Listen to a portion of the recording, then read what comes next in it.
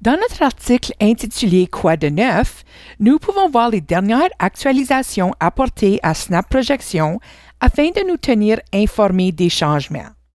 Sous nos initiales, nous pouvons accéder à nos paramètres d'utilisateur et à nos informations de facturation. De plus, dans le menu supérieur, nous pourrons accéder aux notes du conseiller et nous pourrons y ajouter des notes qui ne sont destinées qu'à nous uniquement. Il peut s'agir de notes sur l'endroit où nous sommes arrêtés dans la création de la projection ou sur des points que nous voulons aborder avec les clients. Allons à la configuration du scénario et ensuite à la page des actifs. Et ici, nous avons la possibilité de saisir un RRCD, un CELIAP et de verser des pourcentages du revenu d'emploi cotisé par l'employé et l'employeur. Nous avons donc ajouté un RRCD et sous l'onglet du RRCD, nous avons l'option de sélectionner la juridiction, de mettre à jour l'âge de conversion et de débloquer une partie de ce compte vers un REER au moment où il est converti en FRV.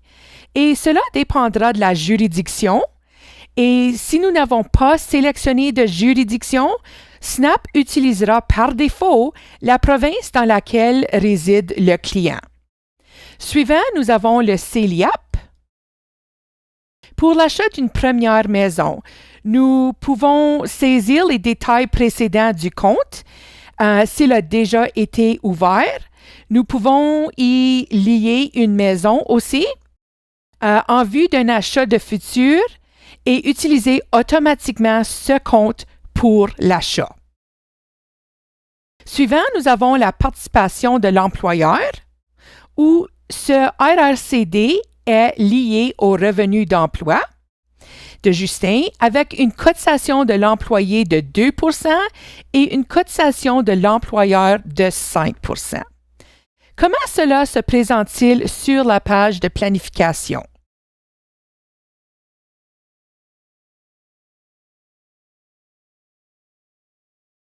Ici, nous avons la cotisation de l'employé et la cotisation de l'employeur qui sont en noir. Nous ne pouvons pas les modifier à partir d'ici. Pour modifier ces chiffres, nous devons retourner dans la configuration du scénario pour les modifier. Dans certaines provinces, lors de la conversion en FRV, un pourcentage de la valeur de l'actif peut être débloqué vers le REER. Ce pourcentage sera transféré en arrière-plan vers le REER, de sorte que la valeur du REER augmentera par la valeur du pourcentage débloqué. Retournons à la configuration du scénario et ensuite à la page d'assurance. Et nous pouvons directement accéder à la page d'aide sur l'assurance en cliquant sur le bouton à propos de cette page. Nous pouvons ajouter des polices d'assurance vie, d'assurance invalidité et d'assurance maladie grave. Pour les polices d'assurance vie, nous pouvons ajouter des polices permanentes d'assurance vie entière et de vie universelle ou des polices temporaires. Pour les polices permanentes, nous aurons besoin de saisir les détails relatifs à la prestation de décès, la valeur de rachat et à la prime, directement sur cette page de saisie. Nous pouvons copier et coller à partir d'Excel et nous pouvons également saisir les montants directement ici. Une fois que nous avons sélectionné le bénéficiaire, s'il s'agit du conjoint ou du patrimoine, et si dans la projection le conjoint décède avant que la projection ne se termine, son patrimoine ou l'autre conjoint recevra le revenu dans leur projection ce moment-là. Pour les polices temporaires, nous pouvons sélectionner différentes durées ou saisir directement l'âge auquel la couverture commence et termine. Nous offrons également une analyse des besoins en assurance vie. Il nous suffit d'aller à saisir ces entrées ou des entrées concernant les personnes assurées, l'horizon de l'analyse, le revenu dont ils ont besoin, les dettes qu'ils doivent combler, les ressources disponibles. Et puis, après que le tout est saisi, nous pouvons aller dans la page de synthèse.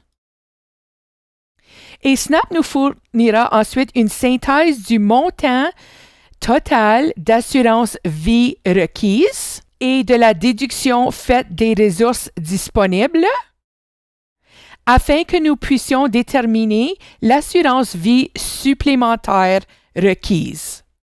Nous pouvons également consulter les détails à ce sujet et ajuster des éléments tels que le revenu avant impôt du survivant au fil du temps ou leurs besoins en matière de dépenses au fil du temps.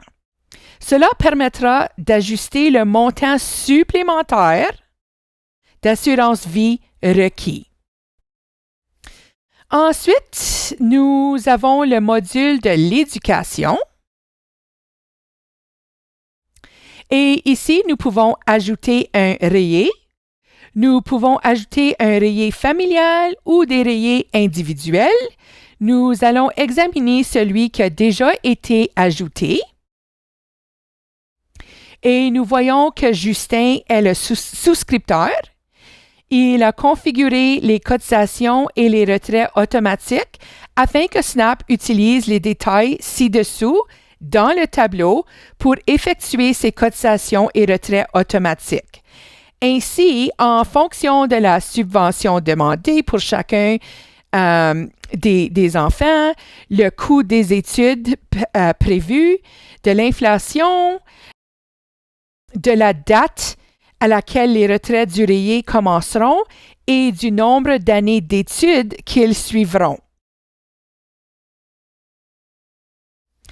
Et si nous retournons maintenant à la page de planification, nous pouvons voir cette section en défilant à droite. Et voici donc le rayé familial et les cotisations proviendront des flux de trésorerie de Justin, mais les retraits iront directement aux enfants et n'auront donc aucune incidence sur les flux de trésorerie de Justin. Le solde du compte est indiqué ici et les retraits effectués au cours de cette année pour Jacinthe ne suffisent pas tout à fait à combler les coûts d'études prévus. Alors, dans ce cas, nous pourrions créer une dépense supplémentaire pour Justin s'il devait combler cette différence. Nous pouvons également ajuster les taux de rendement des comptes ou peut-être saisir une cotisation plus importante de 5 000 la première année. Et tout cela peut être modifié par nous. Ensuite, nous allons faire un retour à la configuration du scénario et nous allons examiner les paramètres. Nous avons les paramètres de portefeuille ici pour le compte non enregistré de Justin. Ainsi, à la partie à revenu fixe de son compte non enregistré, ceci générera uniquement des intérêts et les actions généreront des gains en capital, des dividendes canadiens et des dividendes étrangers et le taux de rotation du portefeuille annuel est fixé à 5% par défaut. Et comment cela se reflète-t-il dans les projections? Retournons à la page de planification. Et dans la section des impôts sur le revenu, nous pouvons consulter les détails du revenu imposable. Et cette section au centre fournit les informations annuelles sur le revenu imposable à partir des revenus de placement. Les valeurs changent en fonction des paramètres de portefeuille et aussi de la répartition des actifs que nous avons définis sur ce compte non enregistré. Et nous voyons que Justin a 40% en titres à revenu fixe et 60% en actions. Ensuite, nous avons le solde en caisse. Et ceci n'est généralement pas utilisé car nous allons allouer tout excédent aux actifs financiers existants. Et avec un peu de chance, ils ne se retrouveront pas en situation de déficit, mais si c'est le cas, Snap empruntera de l'argent à ce taux pour les aider à maintenir leurs dépenses. Et nous pouvons ajuster ces deux paramètres. Ensuite, nous allons à la section sur les impôts sur le revenu, où nous pouvons choisir d'appliquer les crédits d'impôt par défaut ou de les désélectionner. Nous pouvons ajouter des crédits d'impôt, des déductions fiscales et des prestations supplémentaires pour des âges spécifiques. Et nous pouvons désélectionner le fait qu'ils ne paieront pas de cotisation d'RRQ et d'AE ou qu'ils payent peut-être le double du RRQ pour combler également la part de l'employeur. Et enfin, nous avons les dons de bienfaisance. Cette option n'est pas activée par défaut, car si nous ne l'utilisons pas, elle ajoute une certaine complexité supplémentaire au scénario. Ensuite, nous saisirons tous les dons non demandés au cours des 5 années précédentes. Ensuite, sur la page de planification, nous pouvons effectuer des dons de bienfaisance. Une nouvelle section s'ouvre ici. Et si Justin souhaite faire un don de bienfaisance, en tant que don d'encaisse, nous pouvons également créer des dons à partir d'un compte non enregistré, ici. Et vous verrez qu'il y a une nouvelle colonne pour les dons et qu'il existe également des options des dons d'assurance. Pour voir la différence dans le plan en fonction de ces dons de bienfaisance, nous ouvrons les détails afin de voir la différence entre ces impôts avec et sans dons. Enfin, nous pouvons exporter nos projections vers Excel à l'aide de ce bouton.